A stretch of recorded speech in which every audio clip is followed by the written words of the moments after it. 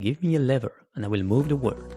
These ancient words from wise men are more relevant now than ever. Today, more and more companies and individuals are leveraging technology to create great products online. The lever has transformed into digital tools. Hello everyone, and welcome to Leverage, the show where we talk about building great products online. In this podcast, you will learn how to leverage product management, no-code and AI to innovate, make better decisions, stay relevant in your career, and grow your business as a company or as a solopreneur. From product managers to product builders and solopreneurs and even beyond, you will learn from the best to achieve your own success. Hello everyone. Today we are talking about fractional product management, AI, and how to launch your own product with Toni Dos Santos. Am I pronouncing right? Yeah, perfect. Hi. All right. Thanks for joining us, Toni. Thanks a Toni, lot. you are a fractional product manager and co-founder of Busca.io.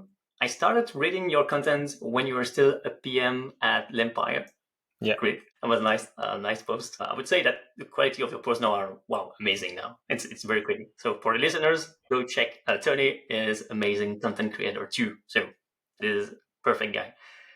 Can you maybe introduce yourself and share what led you into the world of product management?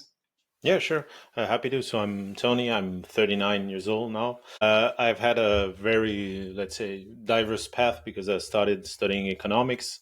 I wanted to work in tech, but life took me some other direction. So I started doing economics. Then I got a job in the music business where I produced jazz concerts for over 5 years. Back to the banking industry and the economy, wanting to work in product. But here in France, you have to start by doing sales before you can do other things. They consider that sales is the most important thing and the rest is just a bonus. So I had sales. So I did that for 6 years. And while doing that, I passed exams and certifications and passed a master's degree in innovation and a diploma in data science. And then became a lead product in another bank in France for B2B companies.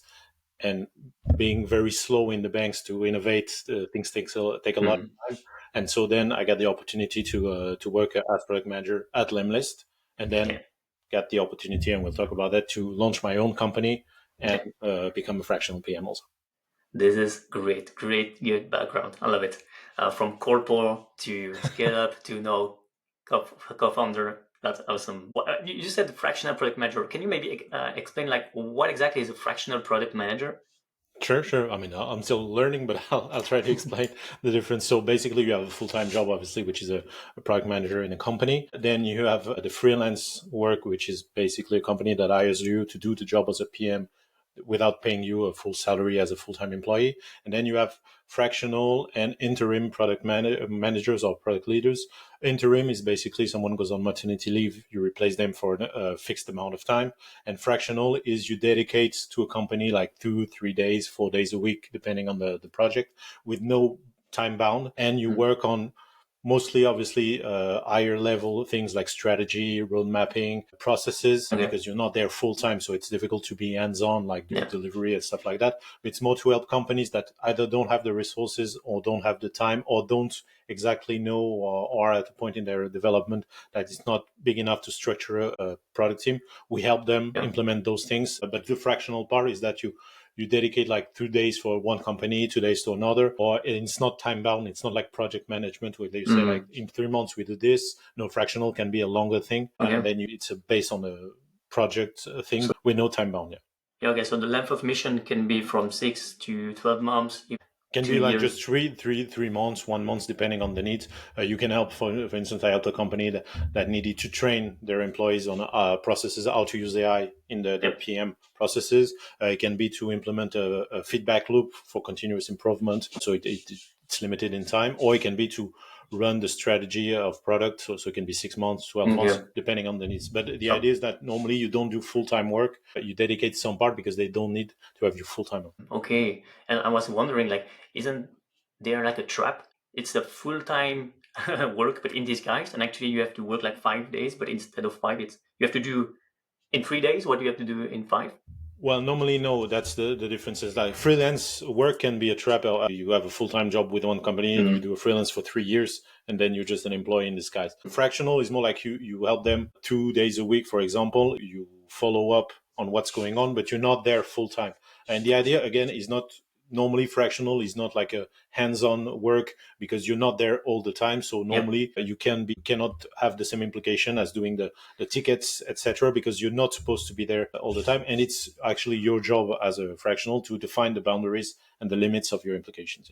Yeah, exactly. Because I was wondering, like, how do the team react? Because actually, the client has a team, right? So how do they react? Like, developers don't see you, so maybe you have this. No, you are with the team. It's a difference between that and consulting, for example, where you just someone from outside and you order things and you give your recommendations and leave. Okay. No, here you're embedded in the company. For example, you have to understand the strategy, the market, etc., like you were a full-time person, but obviously with the limitations of your guidance for them. So yeah, you talk with everyone, just not obviously like a full-time person. Awesome. What are your clients, typical clients? To me, my main focus, because I work on B2B and I've been working in B2B for a long time, and my focus is to help them build fast and also go to market quickly and have sales, because I've worked in sales a long time. So it's basically early stage startups that have done a seed round, for example, or a Series A, and don't have a product team yet and need help building fast, or it's a traditional company that wants to go digital but doesn't know how, and I help them. Instead of spending 1 year developing something, I help them find the key problems to solve, build an MVP very fast, and go to market and find clients very, very quickly. Awesome. So no PM, early stage. I was wondering why early stage, but no, I got it. It's like the impact, you have this full breadth. That's awesome, man. So you've transitioned from managing product at Empire, right? This is when I met you. We met. Yeah. It's a big scale up. Back then, I think met Kevin from Empire because they launched like the Lemverse. I don't know if you remember the Lemverse. Yeah, It was like They still. I think they still use it. They were still using it when I was there, and they still use it today, I think. Yeah. And I still have the Discord. But okay, then they switched to another site, Circle, I think. Yeah. Another tool, yeah. From a big scale up to founding your own company, Boosca.io. What motivated you to build your own product? How has your corporate experience influenced your approach to building this product?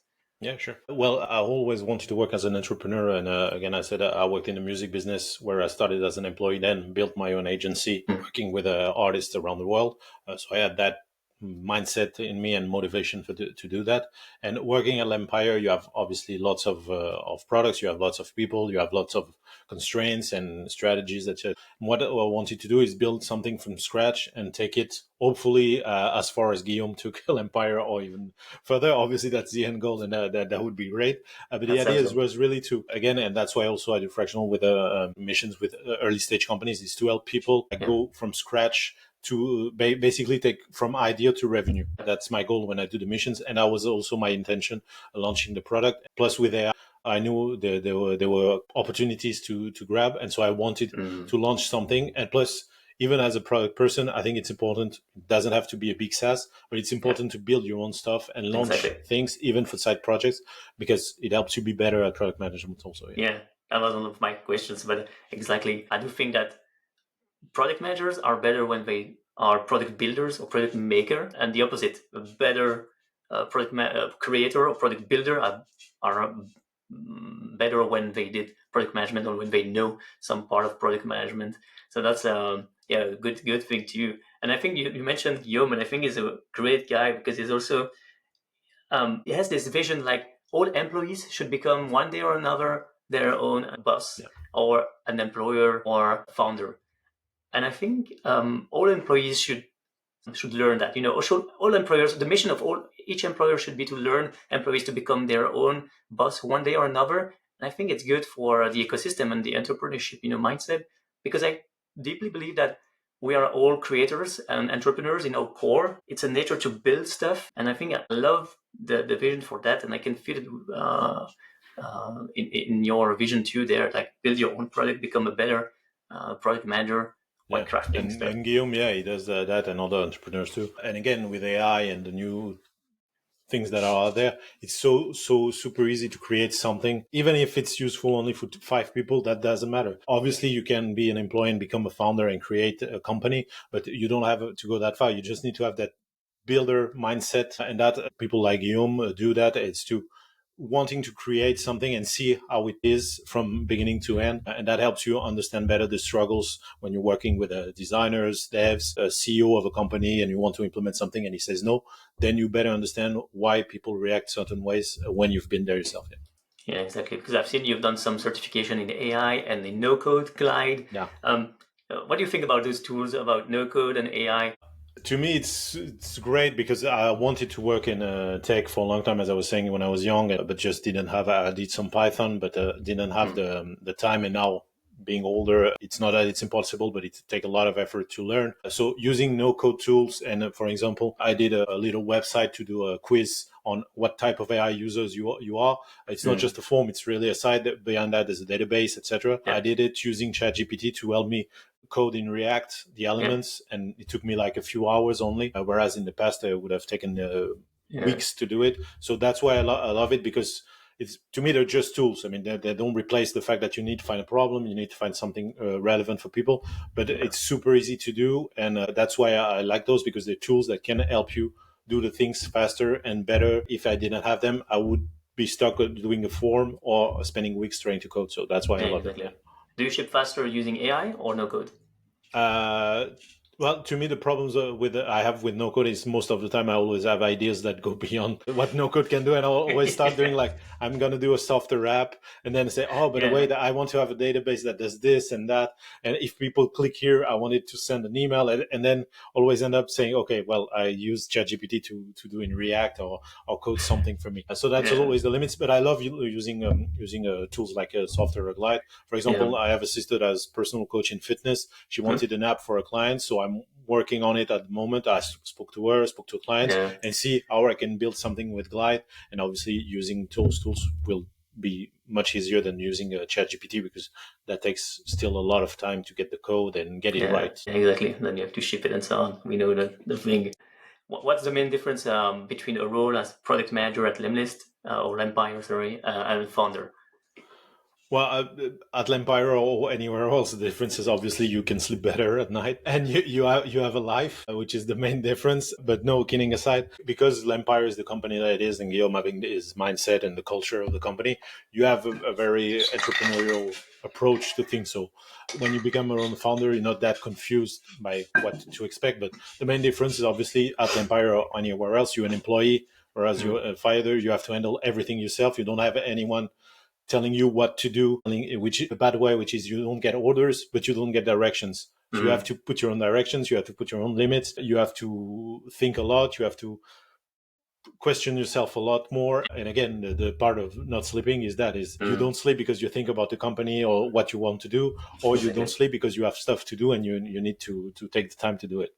Yeah, I think it's harder when you are your own boss, right? Because you have to figure out where you want to go. And I think even if you are confident about your build skills, or you can do things, the problem, the very complex task here is to understand where do you want to go. And I think for me that it's very hard sometimes to decide where you want to go. There are so many rabbits, so many things you really want to do, cool stuff, learning, AI stuff, and then you have to focus. And I think that's very, very hard.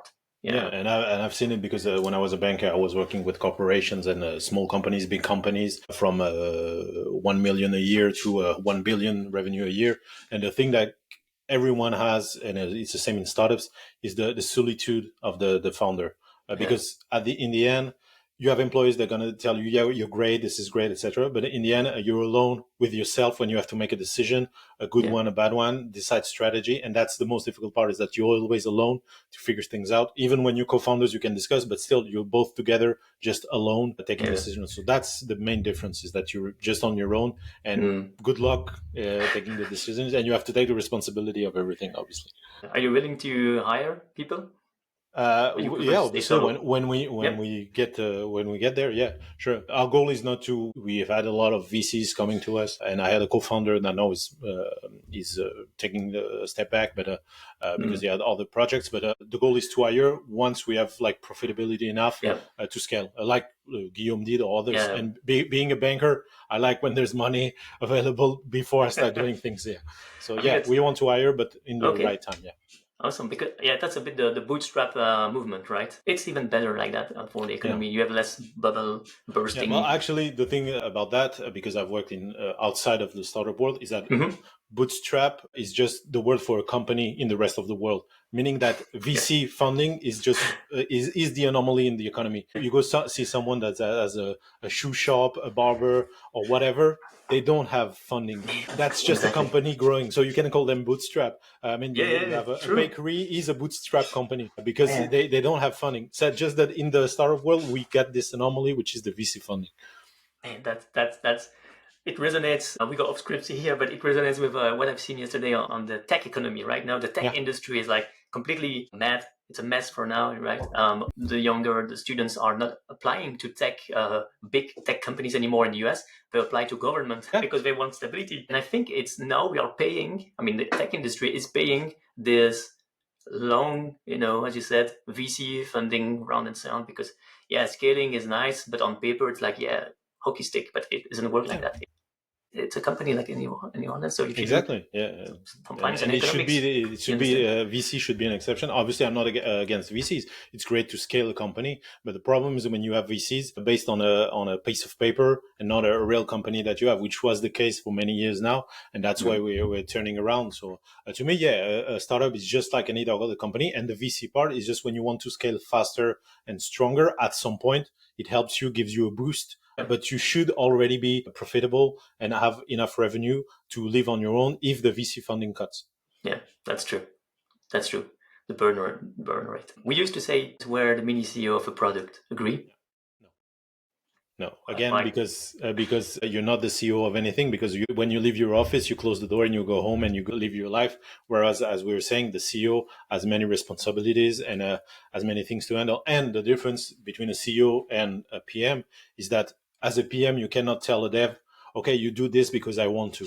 No, it's not your company. So you can influence people, but you don't manage anyone. And so that is a big difference, obviously, in terms of how you handle things. Doesn't mean that it's not a great job. It's just that you're not a CEO, you influence people, you don't manage people. And that makes a lot of difference. Indeed.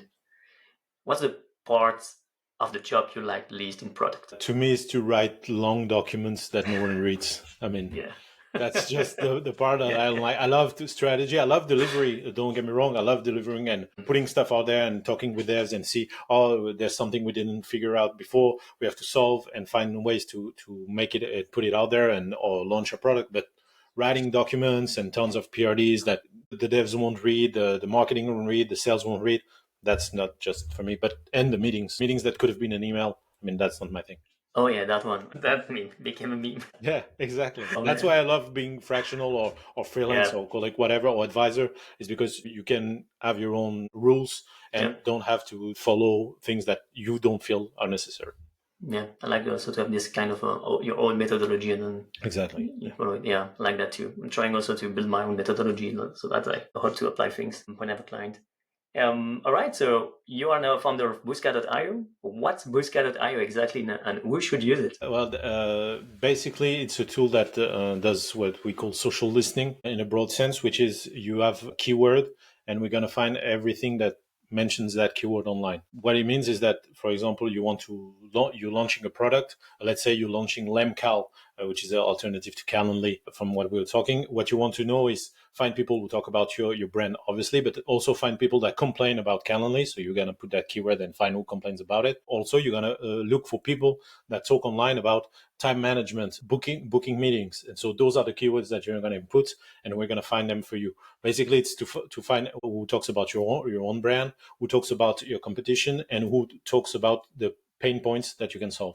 And why is that? Is because for marketing purposes, obviously, it's good because it helps you develop your content. For product, it helps you get user feedback more easily. And for sales, which is where it helps a lot, is to find people that are interested in what you have to sell and reach out to them more easily than just cold outreach. Contact someone that mentioned a pain point that you solve. They're obviously qualified and they obviously already know what you can sell them, because that's the difference. If I reach out to you saying, Antonio, do you need a social listening tool?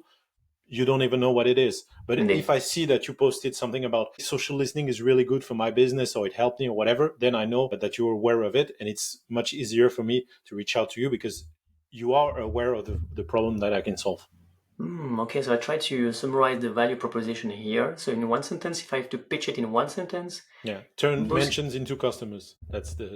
All right, perfect. That's You the did it. pitch. I want to do that exercise, but it's perfect, man. Thanks to AI to give me good timelines. Yeah. Turn mentions into clients.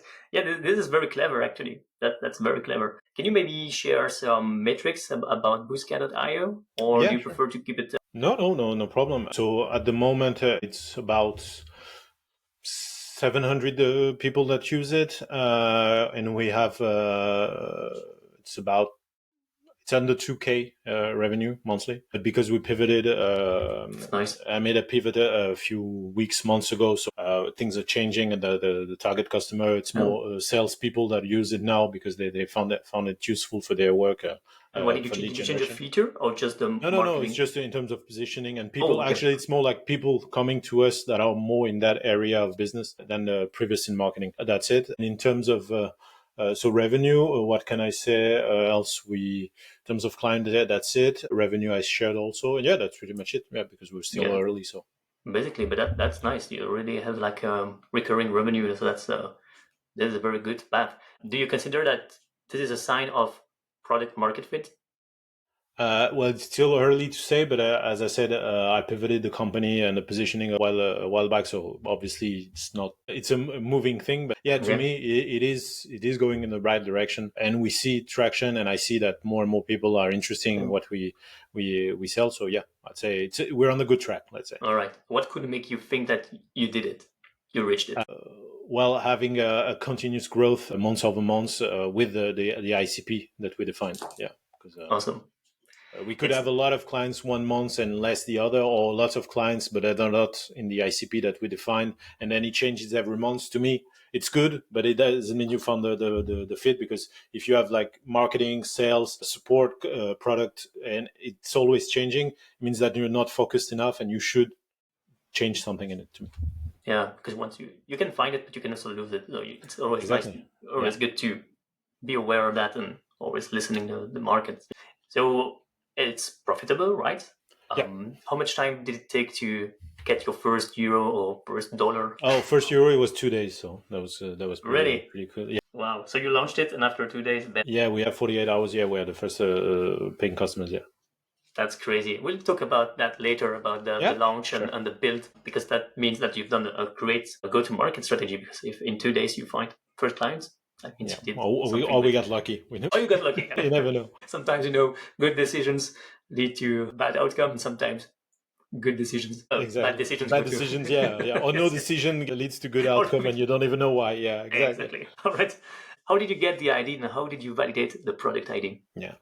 So basically, the idea was with the person I co-founded the company, his own SaaS in the past, where he was struggling to identify people talking about his brand online, and me working in product, and also from the time that I was working in the music business, it was also difficult to find when artists that I used to work with, where people talked about them, because I wanted to interact with people and grow a fan base. And also in product, when you work in the banks, for example, finding if something that we'd launched was interesting enough for people, it was difficult to find the sources. So we decided to build our own based on that. There were tools on the market, but they were made for enterprise and very, very pricey. So that was not a positioning.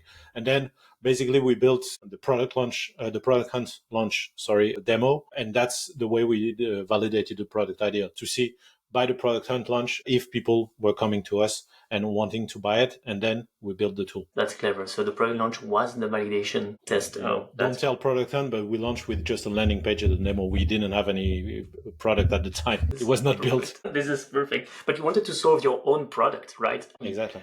This is crazy, because sometimes you can also read online, like, don't try to solve your own product, Yeah. your own problems. Sorry, Problem. don't try to solve your own problems. Build something that people want, and build what the market wants, not what you need.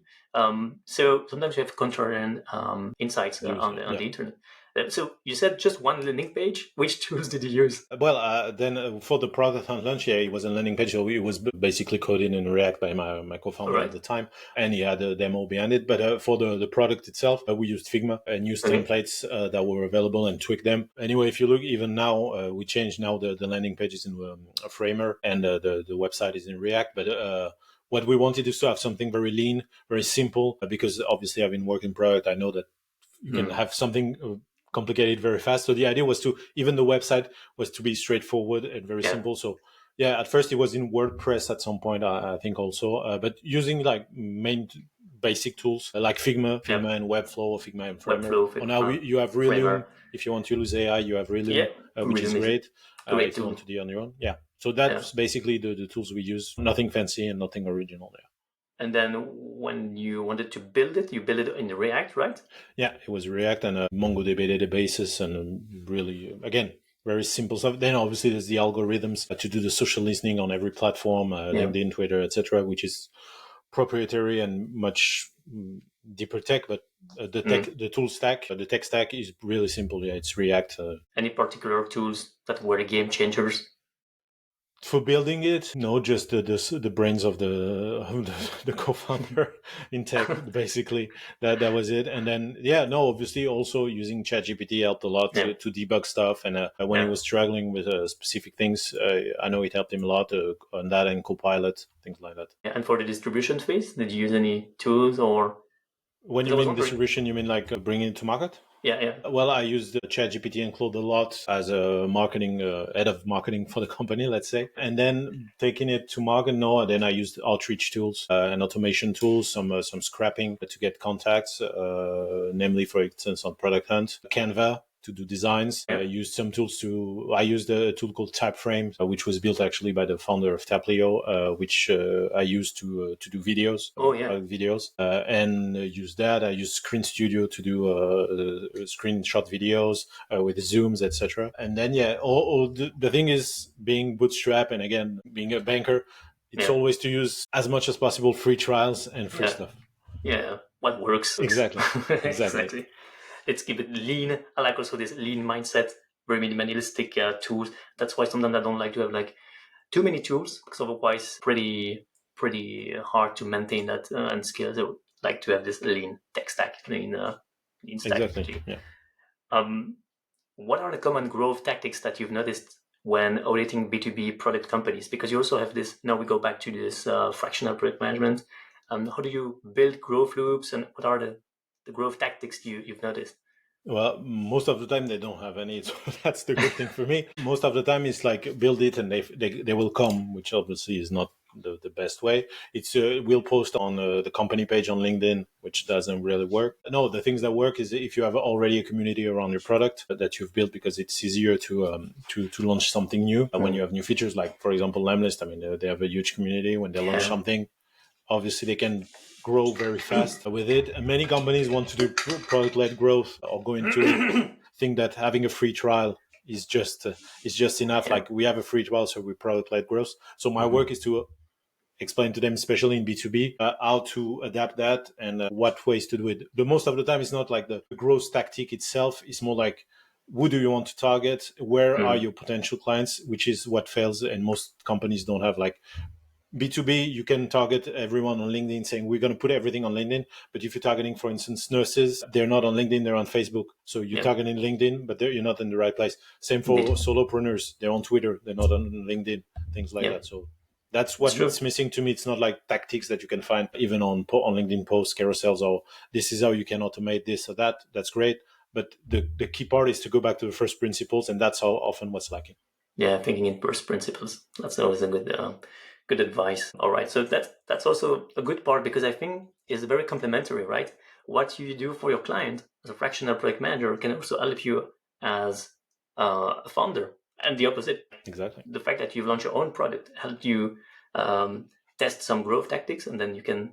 And actually, one is like how do you call it? A flywheel, right? Yeah, exactly. Like the one empowers the other.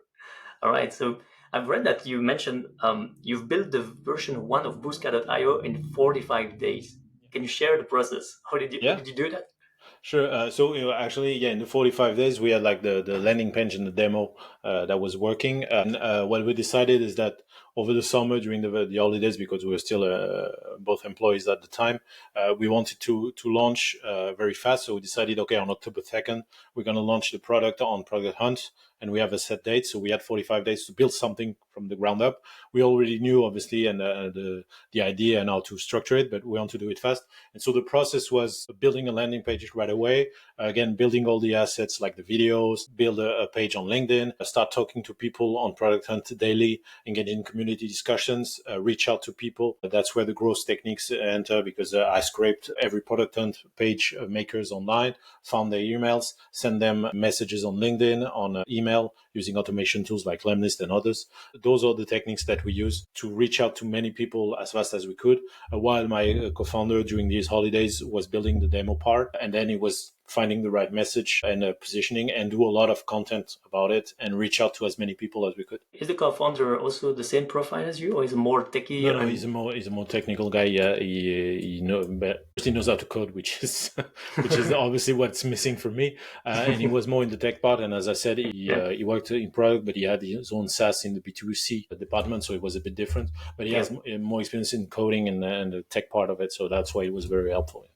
Yeah, and that's also very interesting, because based on what you said, like you can see and feel that the build is becoming more easy than ever, using ChatGPT and so on.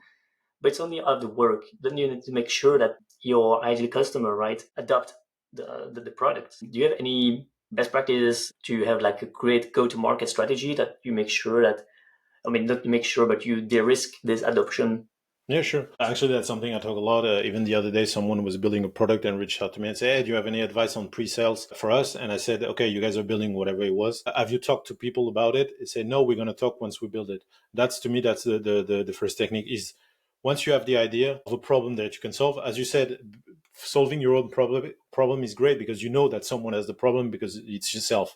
So you have a first idea, but then you should talk to other people, see if people can relate. But the first thing is, okay, I have this problem about, let's say, bus companies. I identified a problem, then go talk to bus company owners. Even if it's like 3 or 4 of them, you can use also AI to simulate interviews with that target audience, see what comes out, talk to those people, find if the problem that you're trying to solve is interesting for them, and then start building. And while you're building, narrow down to the 20% things that you can do that will solve 80% of the problem that they have.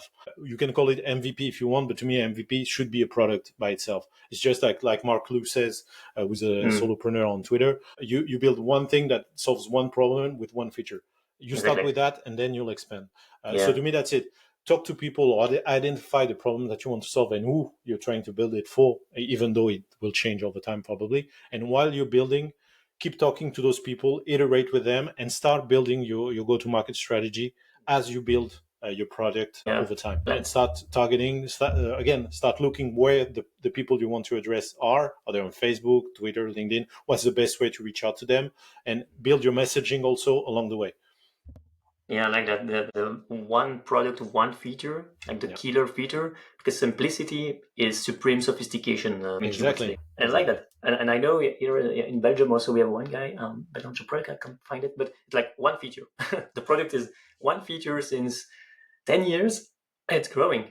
It is. And if you look at Busca, it's the same thing. I mean, social listening is one feature is find mentions of a keyword online. That's what we started with. Now, obviously, I'm expanding it and adding stuff. But at first, it's just that, the promise. And first, try to answer that promise and deliver on what you promised to people on that feature. And then you can expand. And it helps you ship faster. And also, as you were saying, the risk. And then once you ship, see quickly if people want to buy it or not. And if not, then you move on. And if they do, try to see how you can sell more, further, better, etc., etc. Yeah, it's the continuous discovery, right? Exactly. Always listening, always building, always listening, iterating. Exactly. Again and again and again. And you should start right away from scratch, and not once you've built or launched something. Because I posted on Product Hunt, because I was curious about that, is that I asked the question, when in the process of building, you talk to customers or people. potential customers. And many people answered, well, we do it before we launch with a marketing team, but it meant that they had already built something. And that's actually the majority of people answered that instead of, no, when we have the idea, we talk to someone or we identify people who might have the same problem and then start from there. So it's not that common. And still nowadays, many companies don't do it.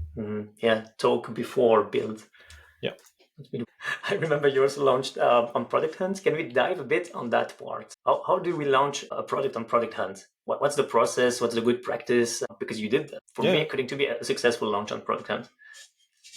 Yeah, actually, I do advisory now for companies because I've studied a lot for Bosca and I've helped other companies like reach the number one position. So I studied extensively because it's, again, as someone said, it's simple, but it's not easy. What it means that you have to prepare. You can go on the website, sign up and say launch product, put the information and put it online right away. You can do that. But like everything, if you want it to work, it takes work. And what you should do is like 1 month or 45 days before, as we did for Bosca, it's to start building your product page on Product Hunt, have a teaser, which is a coming soon page where people can click and just be notified by the day you launch. What it does is it helps you see if people are interested in what you're promising. Like you have a coming soon, like saying we have something new to do social listening, for example. And if people click on be notified, it means that they're interested to learn more. That way it's a way to de-risk and find if people are interested or not. That's the first thing. Then build assets, as I said, videos, images, etc.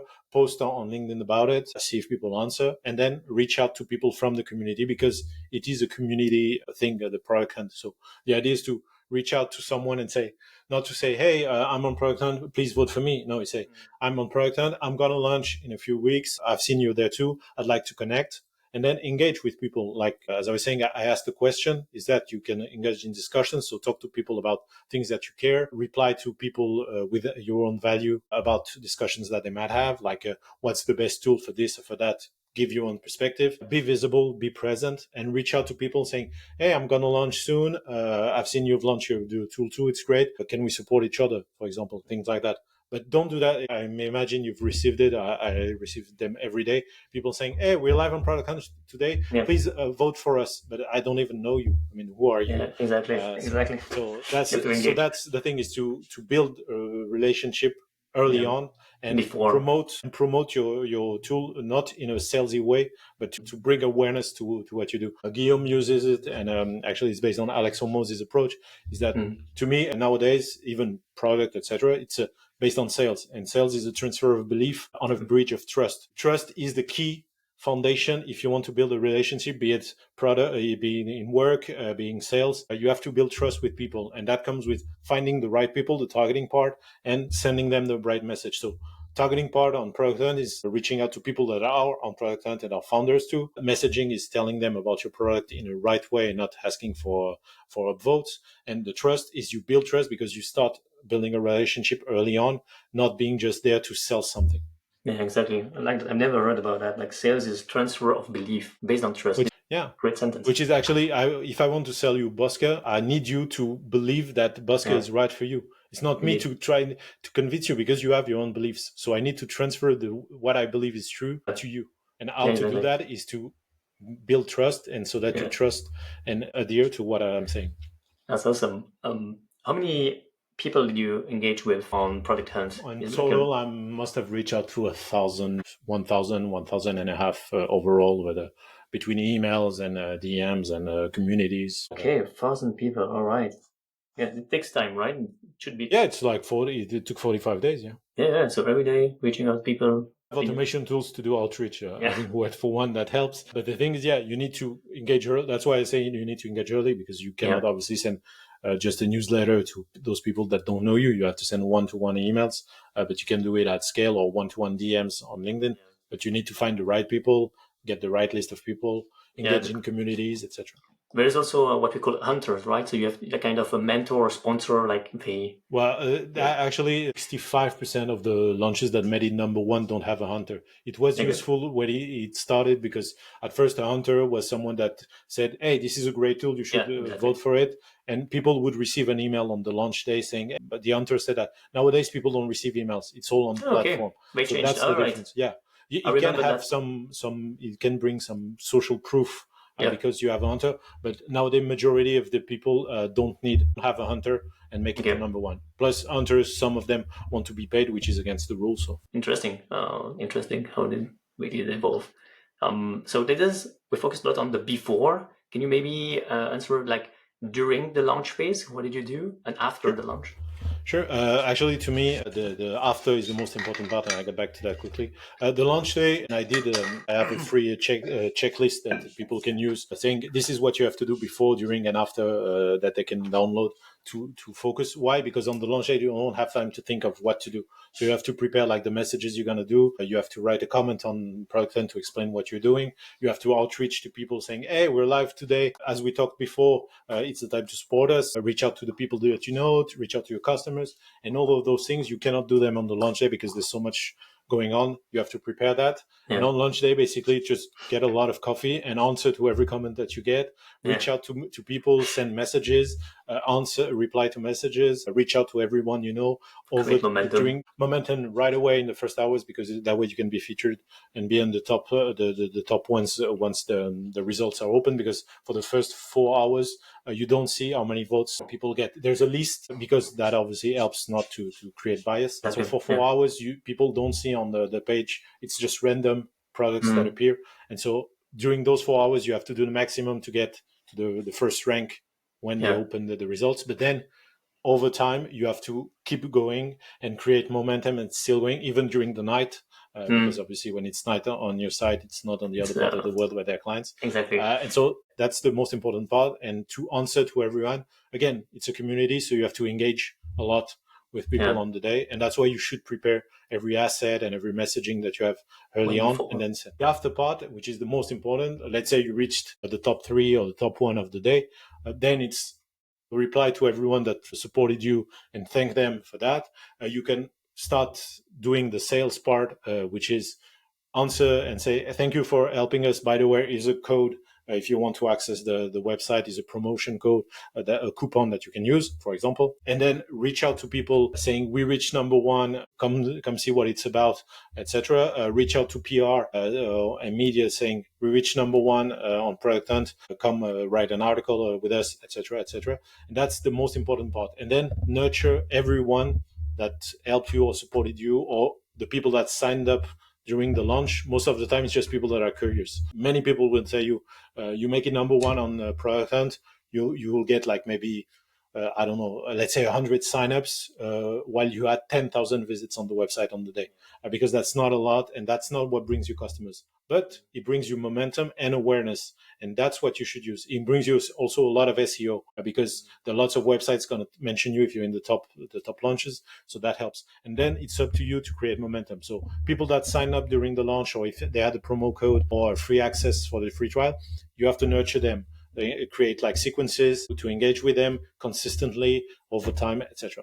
Yeah, you have to make sure that, because the rate is so low between awareness, in the R funnel, so you have like the acquisition, and then you have like the activation. Exactly. So the activation part, you have to nurture to make sure that this activation percentage is pretty low. Talking about percentage, is there like any metrics you wanted to achieve before the launch and you tracked? Well, we wanted to be in the top 3, which we reached. So cool, because we were third product of the day. And again, just having a landing page and no product, so we were pretty happy with the results. No, what we wanted is to have like media coverage, visits on the website, and obviously signups. And we had like 650 votes on the day, 200 comments on the day. And then in terms of visits, I think it was in order of 2,000 or something like that. It was pretty high. And then in terms of signups, we had like over 100 on the day, but we had a free version because it was actually, they signed up for the demo and the waitlist. So it's a bit different. They signed up just to be on the waitlist. No, actually on the waitlist, I'm wrong. We had 200 people sign up on the waitlist on the launch day. So awesome. When did you launch exactly? Because I remember 1 month after. Yeah, but I mean, in the day when you launch, like I remember someone said, yeah, you have to make sure that you launch at midnight or yeah, it's midnight 1:01 a.m. Pacific time, I think. And that gives you 24 hours. So in Europe, it's around 9 o'clock or 8 o'clock, depending on when you are in Europe. But it's between 8 and 9 o'clock. That's still valid? Yeah, sure. Because it actually gives you a 24-hour window Exactly. That's a thing. Yeah.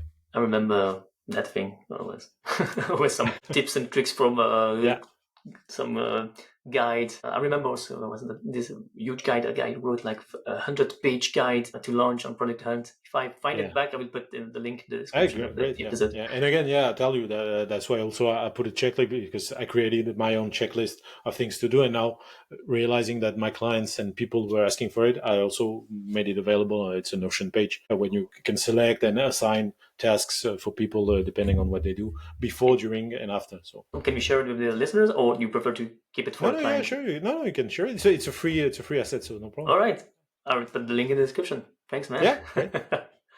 I was wondering, does Product Hunt launch also works for B2B products? Is it recommended to do that for B2B? Well, actually, it's more for B2B products, because most of the people are tech savvy and work in tech, and often it's more B2B stuff. For now, if you look, there are lots of sales tools and nowadays are productivity tools, but it's more for B2B.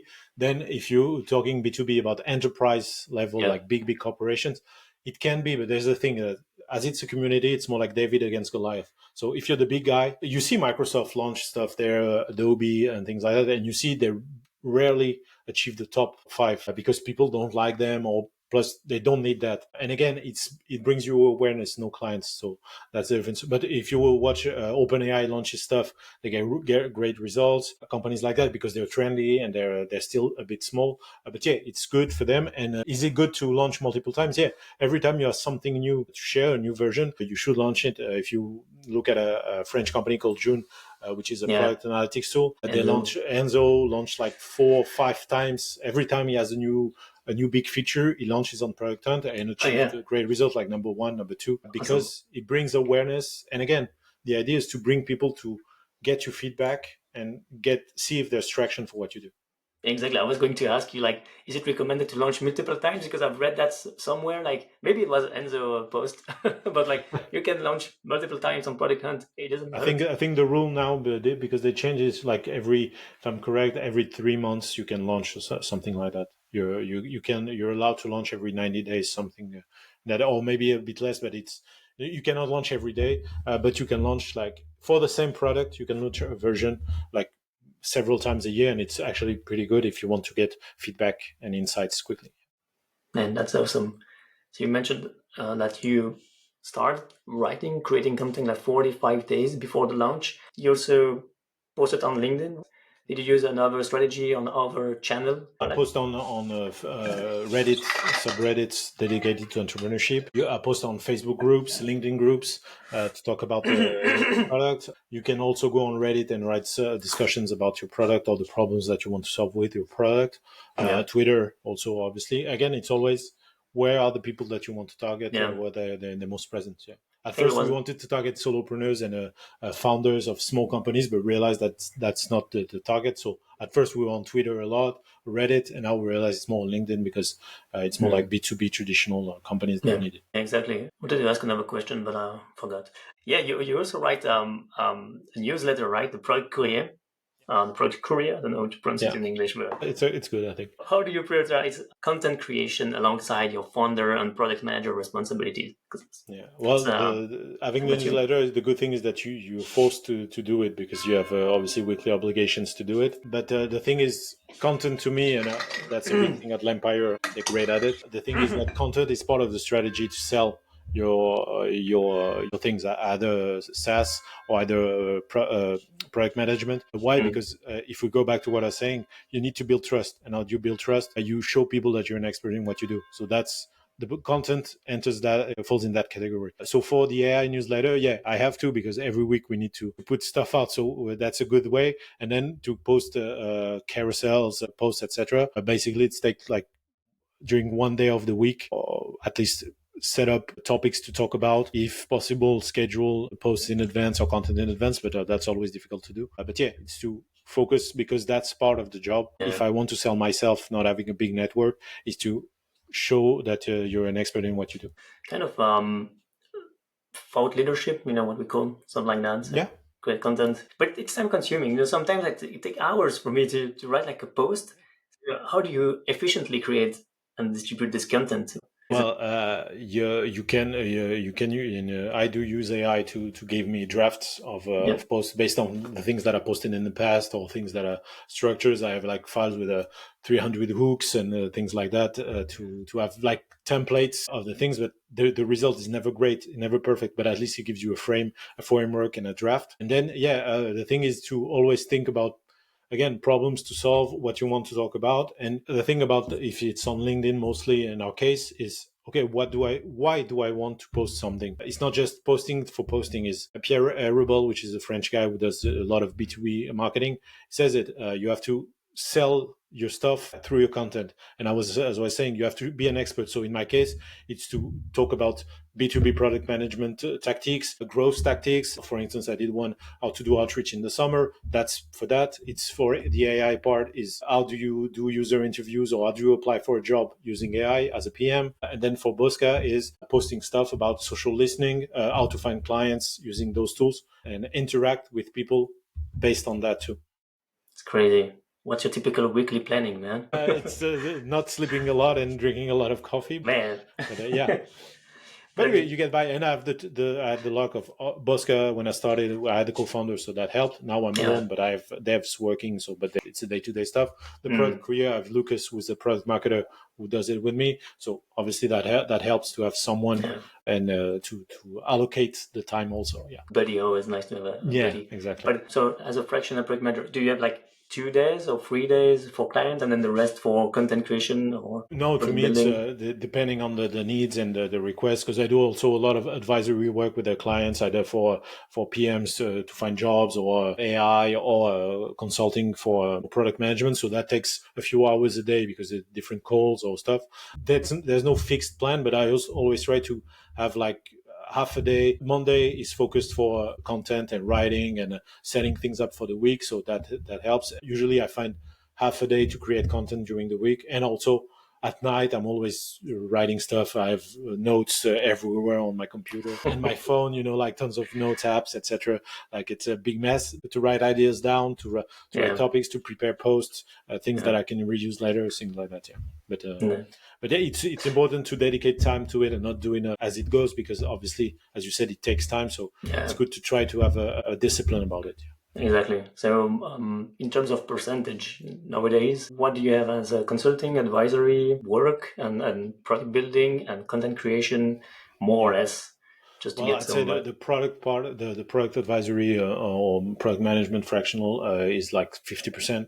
Overall, including the advisory calls that fall into that category. Then I'd say it's 20% content or actually I'd say 20% is outreach and content, because obviously you have also to contact people and try to find your clients, either for Bosca, either for AI, either for fractional. So 20% is content and that part, and the rest is like obviously handling Bosca and answering people and trying to improve the tool and the day-to-day stuff and interacting with people or commenting, things like that.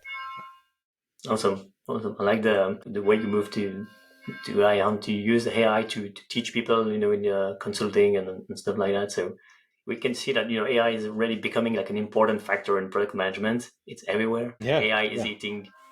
The tech was eating the world, but now AI is eating tech.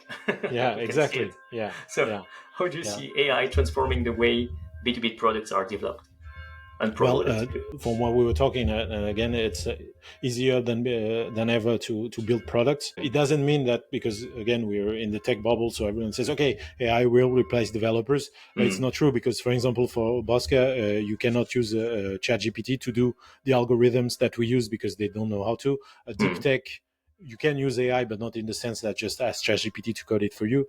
There are a lot of things that require really hardcore tech. But if you want to code a website, a small app, a GPT wrapper, things like that, it's very easy to do it. So the thing is that it's not the building part that's important nowadays. It's the distribution that becomes more important, and how you address. And in that sense, even for product management, that the product marketing part of the job becomes more important and more relevant than before. And the creativity. If you go back to product management overall, AI will help you get rid of every menial task, tedious part like writing docs, writing Notion documents, transcripts, finding insights easily, market research, etc.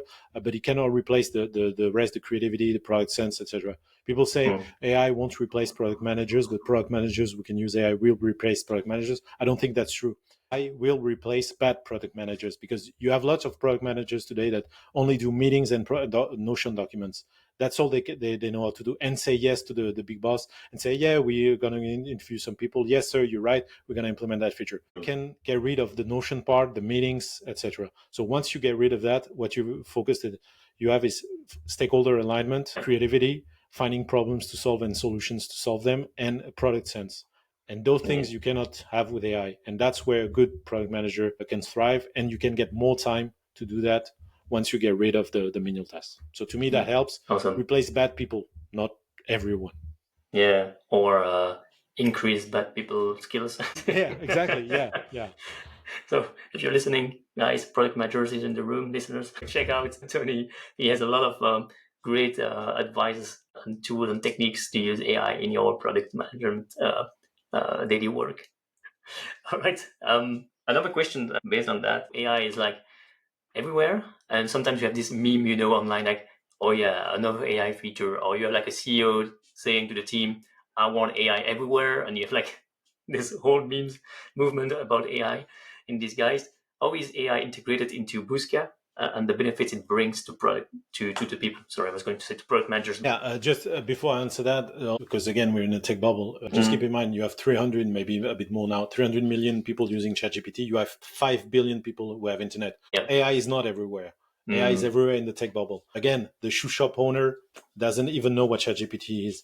Even I know people around me that are lawyers and very high level people that don't even know how to use ChatGPT. So we always have to make it relative to the reality of the world outside of the tech bubble. But that's just a little thing, because it's also important when you're implementing AI features to keep in mind that most people don't know what AI is, and you should focus on what you can do for them using AI and not saying, this is AI. No, this is something that can help you. Yeah, the underlying tech is AI, but you don't care about that. To answer your question, why is AI in Busca? That's a new feature that I implemented, is because we find mentions online of what people say about the keywords that you put, but obviously there's a lot of noise. Like there are mentions that are not relevant to what you want to track.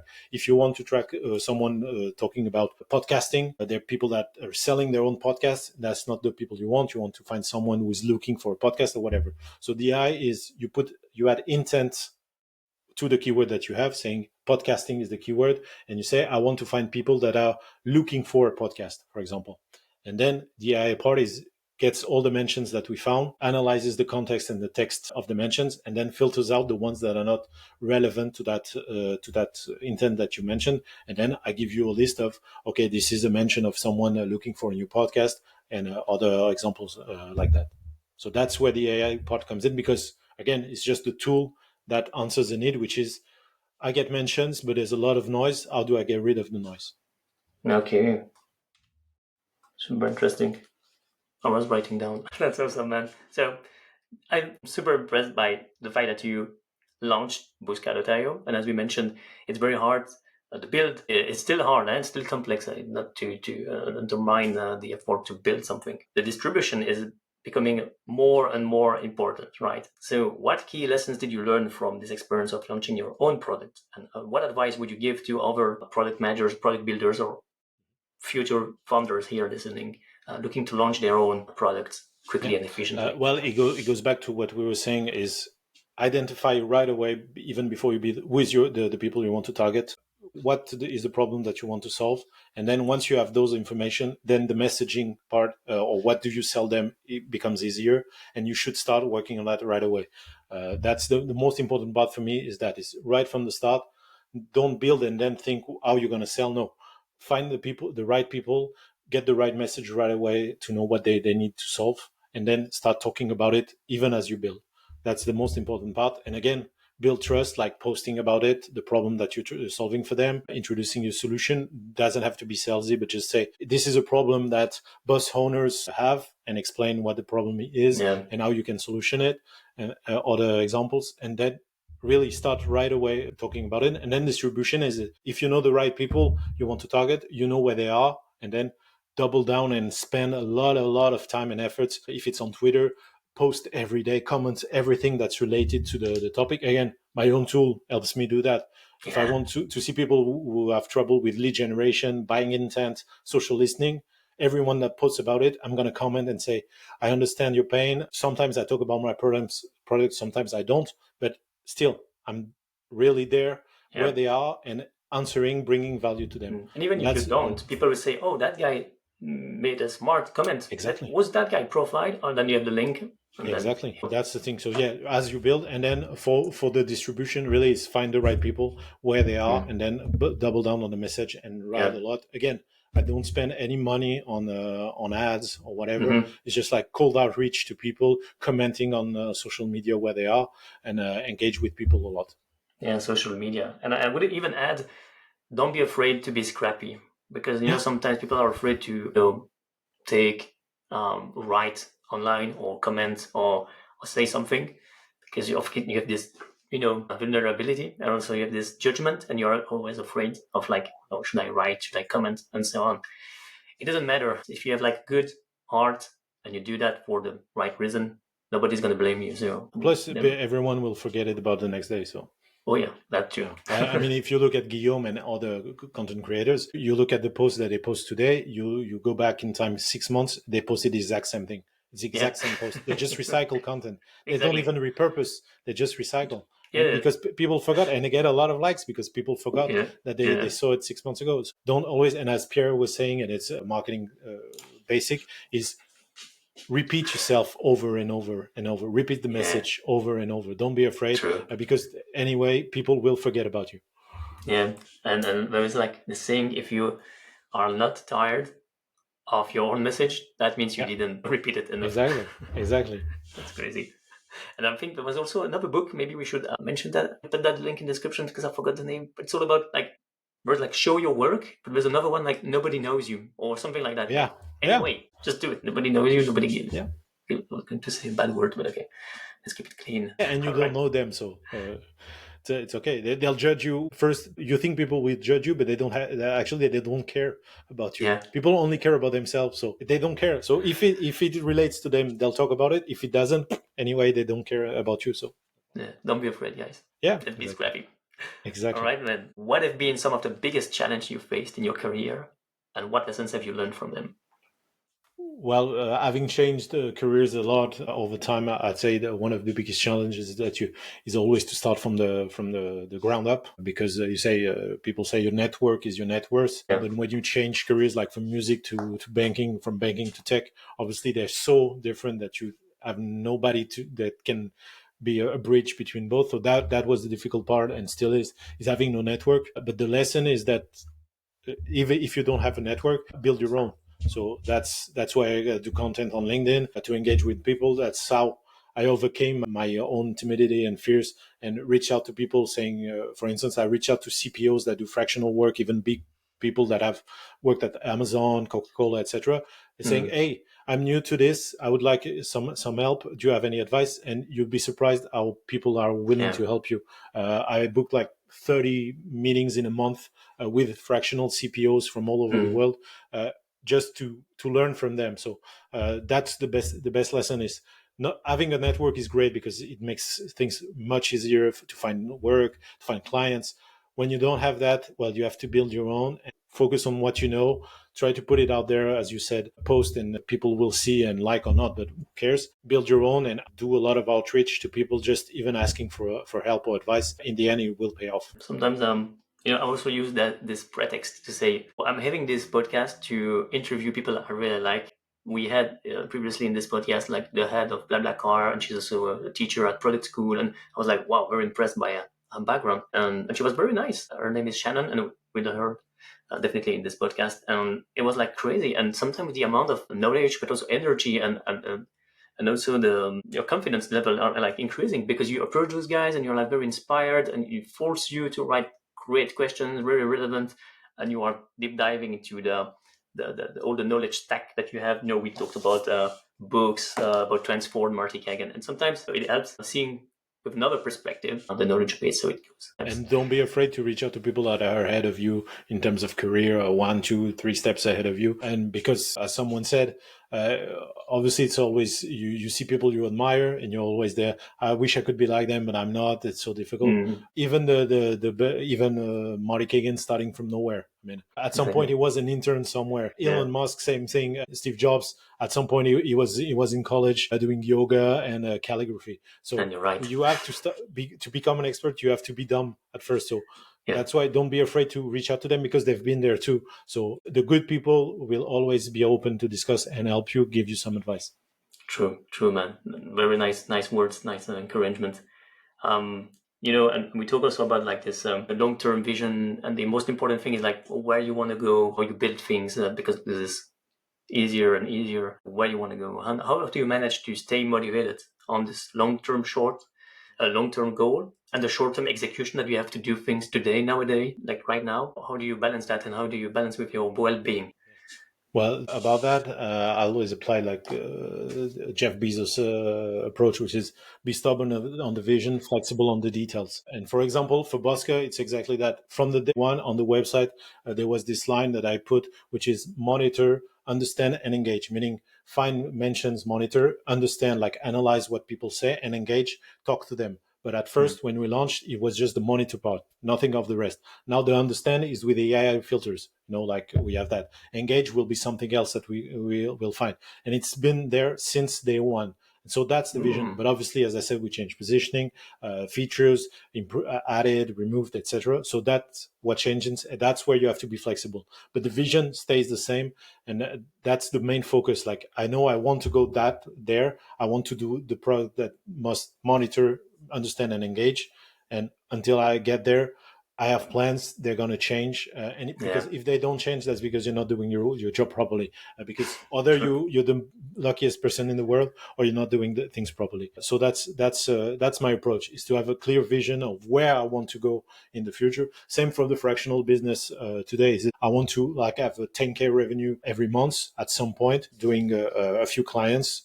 Until I get there, there are going to be a lot of detours. There are going to be a lot of ups and downs. Same with the AI newsletter. We want to have monetize it, have X thousand of subscribers. But until we get there, we'll change things. We'll launch. We'll remove. We'll have ups and downs and good moments and bad moments. But that's part of the game. Yeah. All right. So the newsletter will be a paying one, sadly. Hopefully. Awesome. How do you find joy at work? Well, being your own boss is a great joy, obviously, because you work on something that you like to do. But to me, finding joy at work, even as an employee, is to really be happy on what you're going to do every morning. Again, back to Steve Jobs when he was saying in his announcement, if you wake up and you know what you want to do more than 4 days in a row, then you need to change something, because everyone will die someday. And actually, it's wake up as if it were your last day on earth, because someday it will. So basically, if I was to die today, would I want to be doing the things that I'm doing?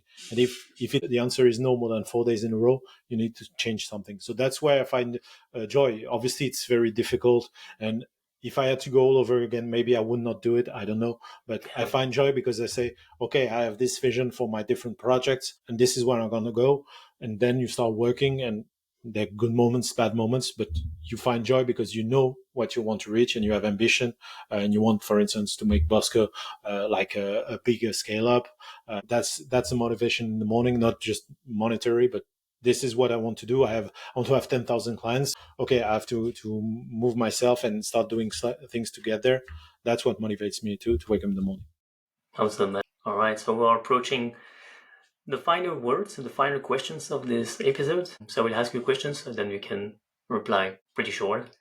All right. The question you wished I asked, but I didn't. Should everyone, because we're talking about content, being creators, should everyone be an entrepreneur or not? To me, the answer is no, because it's not what you see on LinkedIn. It's much harder than having a full-time job. It takes a lot more effort. And actually, for me and for many people that I know, they don't do it because they want to. They do it because there's no other choice for them. You have no other choice than being a founder, because that's the only way you're comfortable, and that's the only thing you want to do, and that makes you thrive, even though it's super difficult. So don't think that being an entrepreneur is an option and a funny and a fancy way to make a lot of money. It's not. It can be, but it's a minority of people. So really think Yeah. about that. Is entrepreneurship is like more of a burden and something that you have to do, not something that you want to do most of the time. Like it. It's wise words. I like that. I like that. Where are you in 5 years and what do you do? Hopefully sleeping a bit more. And other than that, again, as I was saying, I have vision. So basically the same thing that I've been doing to get to the visions that we discussed about the newsletter, the product with Bofka, or maybe it will be something else, but at least doing the same thing and shipping stuff and creating things and thriving at work. Yeah, it would be nice. Maybe more time to play guitars. I see guitars on the wall there. Exactly. Do you still have Do time to more music. play? Yeah, no, a bit when I'm on a computer, like something is compiling or whatever. Yeah, I do it a bit. Yeah, Also, but not a lot. Yeah. yeah, feel you. Who are your favorite creators or builders? Nowadays, I like so Mozy is a big one because it's a lot about entrepreneurship and selling your stuff, and advice is great. If we talk about builders, Mark Liu, the solopreneur, is a good guy, but again, it's a very specific thing, so it's not for everyone. And in product, I like Enzo a lot. What he says about product.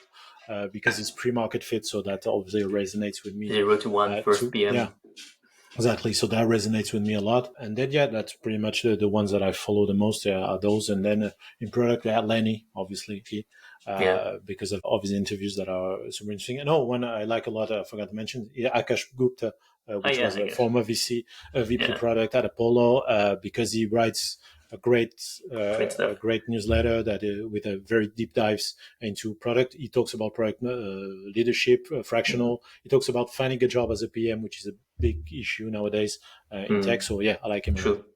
That's true. And I was reading like the tech industry. We talked about that, and I was looking also this. I think it was one of your posts. Like product manager are the top one position right now that people are leaving. Senior product manager is the number one job in the world, any industry around crazy. That people want to leave there. It was like a 2023 Forbes interview. It's crazy because it was like there's a whole hype. There was like a huge hype about product management. It was just crazy. You could see on LinkedIn like how to transition to product management, junior product management, a lot of tutorials, boot camps. Like, everybody wanted to transition into a product. I was like, wow, that's going crazy. And now you have this huge fell a lot. Yeah. Oh yeah. All right. Because actually it was also because people over specialized, like you had product managers, product marketers, product builders, and actually they all do product management in the sense of it's to manage products. So then you can have different people doing it, but when there's no money, you just have one person and do it all. Like, I mean, same for designers. You can have UX designer, product designer, UI designer, user research.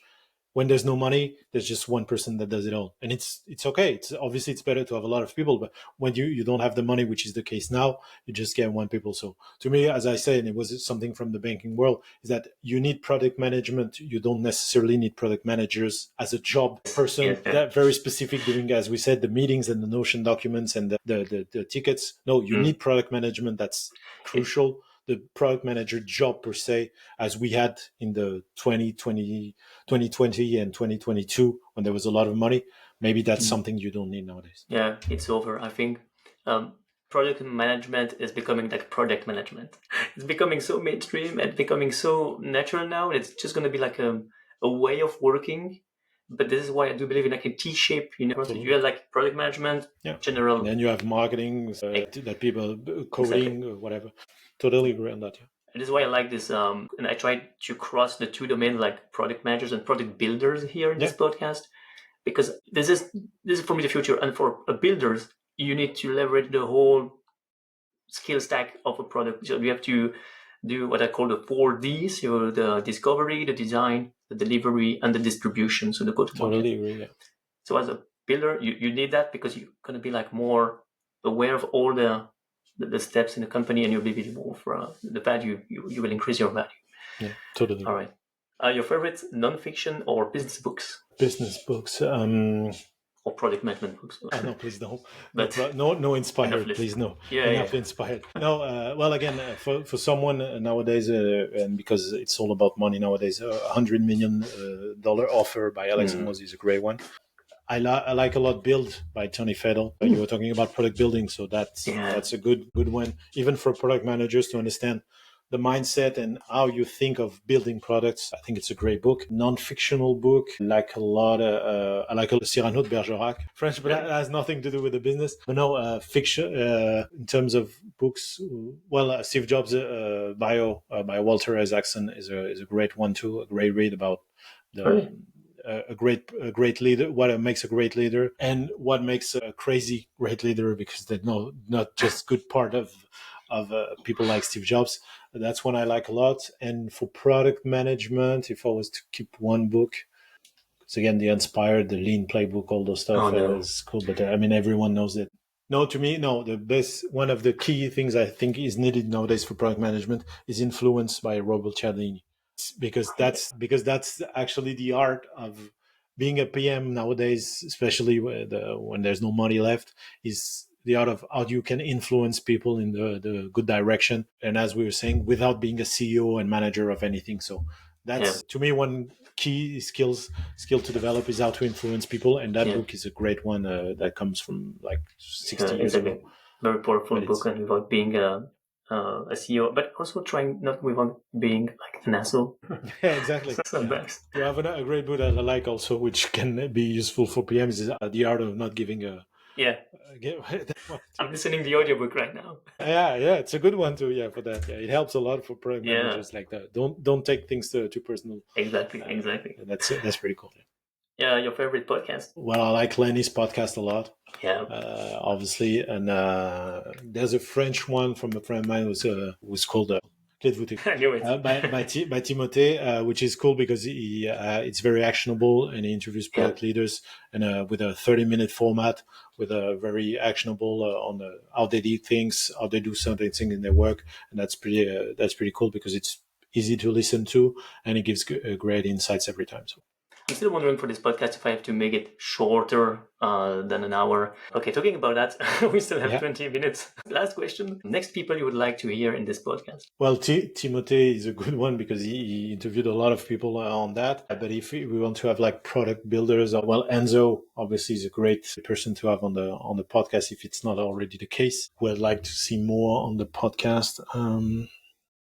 Dimas Aziz was actually head of product of a French company called Batch, which is a big startup in France, and he launched his own products a while back in Asia, and he's now freelance consultant for very early stage B2B companies, and he has great insights on how you should build your product. He does post a lot on LinkedIn. Also, you can see his work, and he's very cool because he's a great guy, very open. He spends a lot of time thinking of how to make frameworks to make things work from when you're starting to very early stage, how you build an MVP, how you find the product market fit. And he has a very interesting approach here. Mostly specialized on B2B early, and he's a pretty cool guy. And also, I think it would be great to hear his insights on those topics also. Awesome. Thanks, man. Thanks for everything. Yeah, I think that's it. We made it. Thanks a lot. Cool. Thanks, Toni. You're welcome. Bye. See you, man.